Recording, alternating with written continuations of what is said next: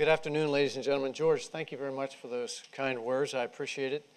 The close relationship between our services, between our countries, really does start at the top. And you've been a reliable strategic partner and now a personal friend, and I thank you very much.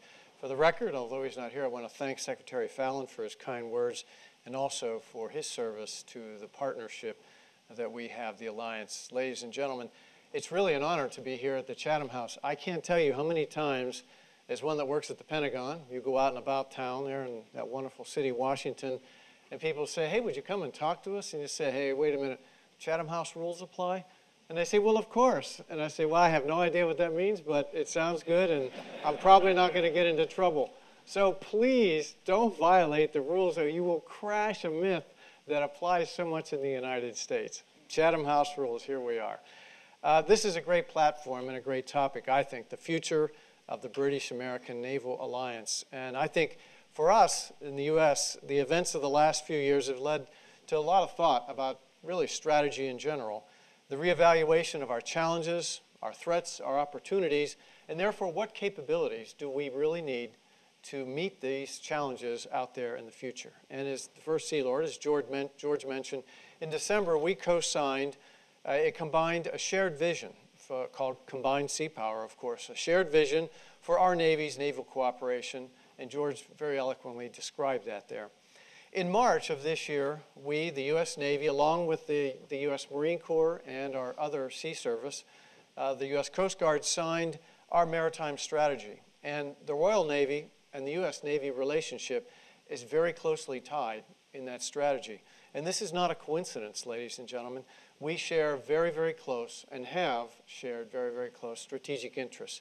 So I'd like to talk to you this afternoon, just a few minutes about this strategy, about this relationship that I mentioned, and the symbolic value, I believe, worldwide that it represents. So we put together a maritime strategy, as I said, and published it, and it was only 8 years since our last strategy. And some said, well, why are you doing that now? You just finished one after a long look.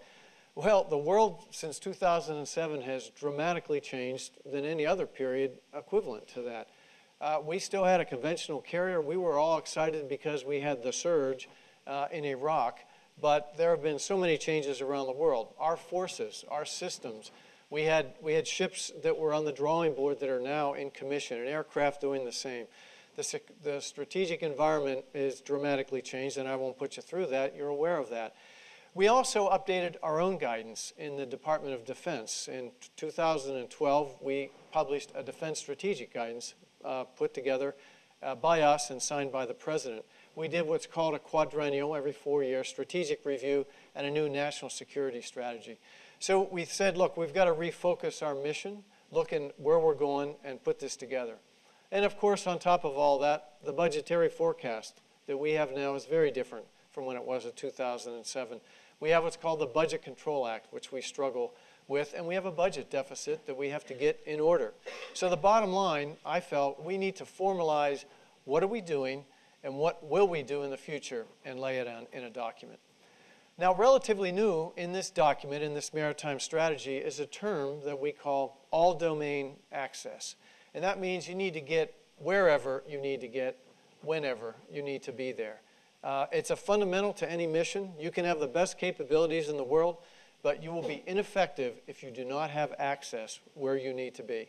You can't bring the capability to bear if you can't get there. I mean, it's kind of as simple as that. And it applies undersea, in the surface, in the air, on space, in cyber, and anywhere in the electromagnetic spectrum. It can be kinetic or non-kinetic. You can jam, or you can shut it down, or blow it up. All of those included across all the domains, joint or coalition, are dependent on our ability to get where we need to get. We need to exploit this advantage anywhere we can get it, and we need to do it whenever we choose, on our choosing in the mission at hand. Now, we have deterrence as a primary mission, power projection, what we call sea control, and of course, maritime security. And these are all enduring, and they are still in our strategy. But underpinning it all is the ability to have access anywhere in those domains that I mentioned to you. Now, our strategy summarizes really 3 basic principles. You say, well, give me the strategy really quick. Number 1, warfighting has to be first. We have to be credible at what we are asked to do. And that's a message that I wanted to send internally, I wanted to send to our allies and any potential adversaries. Number two, forward presence for the U.S. Navy is a mandate. We must be forward, and it doesn't matter what the budget scenario is. We have to be what I call where it matters and be there when it matters. Events in the last 18 months, from Yemen to ISIS to the Ukraine, to an aircraft going down in Southeast Asia, to typhoons in the Philippines or elsewhere around the world, have spelled that out very clear. And number three, we need to understand and we need to value and we need to nurture our allies and partnerships. We need to build a long-term cooperation, and we also have to have ad hoc partners, folks that we don't need to get them in a treaty all the time, but we need to be able to get together, to link, to work fast, because the world moves fast and the events are fast. We need to address challenges no one else can face alone. We cannot do it alone. We have to have partnerships to do it. I call it a global network. And your Navy, your navies of the world are a global network out there in waters that are not sovereign. They're international waters. And I believe we need to harness this potential. Now, a global network of navies, the concept is it spans the spectrum of contributions and commitment. In other words, the smallest navy who understands that area of the world, who understands the problem or the situation, can be a critical contributor. And the vision of the United States Navy and the Royal Navy relationship is captured in this. And that combined sea power document that George mentioned and that I was willing and really very look forward to signing is the pinnacle of it all. Now, a few words on our relationship. We depend on the Royal Navy very much so, from tactics to operations to strategy, to our strategic level. From world wars through the Cold War to today, we have always been stalwart allies. At our very core, we share a common maritime heritage. The uniform I wear, it's a Royal Navy uniform. After that dust-up we call the War of 1812. We've garnered so much of the history, of the heritage of the Royal Navy. Both our traditions and our values very much there. And we got it, including this presence I talked to, from you. So today we enjoy a closeness and an unconditional trust that is really unequaled anywhere around the world. We have a lot of allies, but nothing like this. We don't have this kind of unconditional trust. From a schoolhouse to an exercise to a deployment to a real-world combat operation, Royal Navy members are embedded throughout our ranks. Those of us who have been serving in the U.S. Navy have never known that difference. That experience is ingrained, it's in our DNA. We cross-deck pilots and we integrate other ships into carrier strike groups. We do this in the U.S. Navy, and we do it with other countries as well.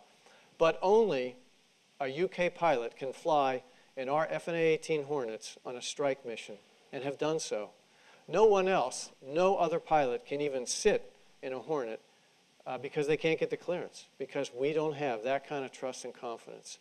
Of all the allied training that we have, and I speak this as a nuclear submariner, we can only trust the Perisher course, that very good course that the Royal Navy runs, to qualify our nuclear submarine commanders. And I'll make sure you understand this. Those that command our nuclear ships, we send to your course in order to be certified and qualified. And we can't possibly give this up. Once something like this legacy, this heritage would be gone, it would probably be impossible to regain.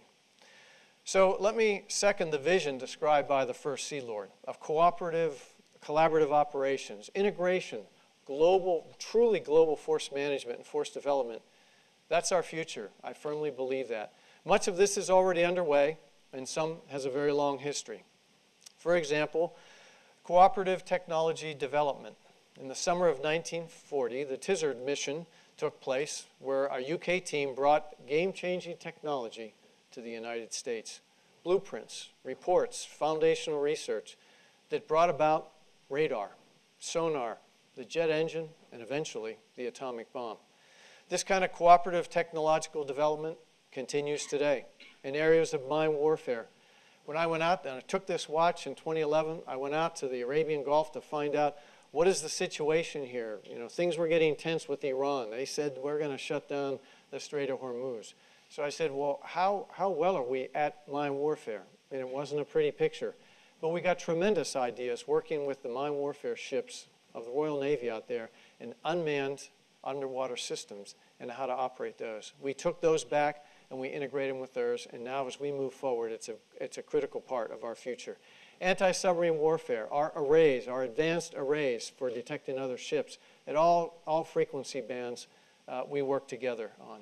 Unique high-tech asymmetric capabilities, as mentioned, the F-35, the aircraft carrier, the attack submarine, and the strategic, sea-based strategic deterrent, the SSBN and beyond, are all asymmetric capabilities that exist with only one partnership, and that's us. So we will continue working together as we look into the future. We have a project called the Railgun, and with that we have exchange officers who are working together, developing that technology and bringing that into the future. The value of the relationship, by far, ladies and gentlemen, is greater than the sum of our forces. It's a very, very powerful symbol by the two leading democratic nations, and our forces represent freedom and liberty around the world. And I hear it again and again from other potential partners. They say, we depend on you, we look to you and the UK to show us how can two nations come together for these very complicated operations of the future. Your recent defense and investment pledge reaffirms a commitment to global security, and it will increase the collective capabilities that really will respond to future threats together.